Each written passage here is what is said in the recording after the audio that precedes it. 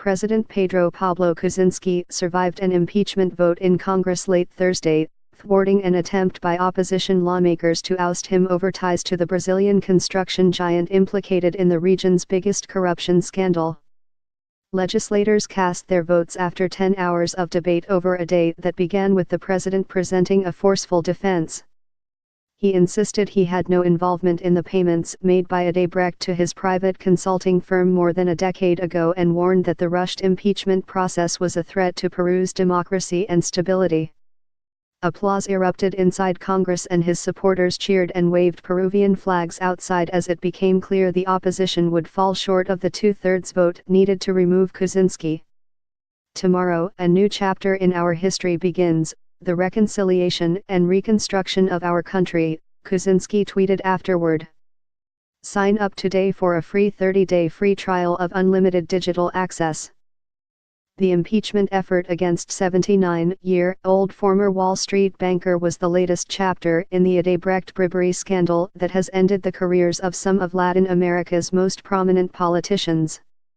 The company admitted in a 2016 U.S.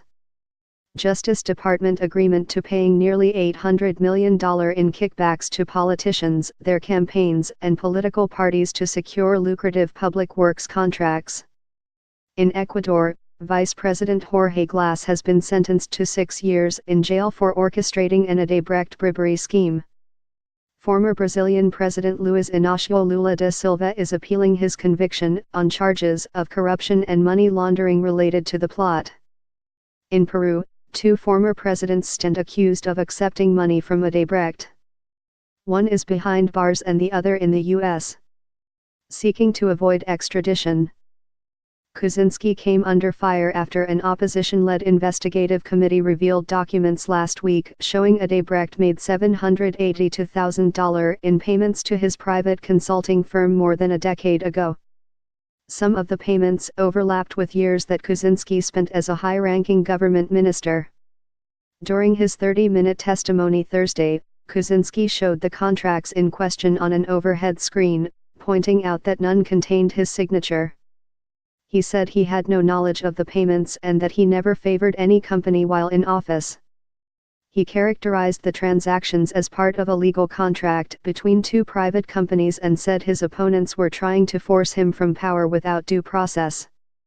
"I am here to look you in the eye, and tell you that I am not corrupt and I have not lied," he said, speaking slowly and assertively. The vote capped a tumultuous 8 days in Peru, which is one of South America's most politically volatile nations.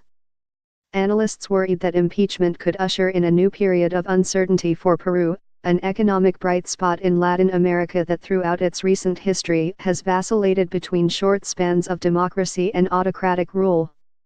That they would impeach the president is not an unthinkable thing, said Steve Levitsky, a Harvard University political scientist who has spent years studying Peru.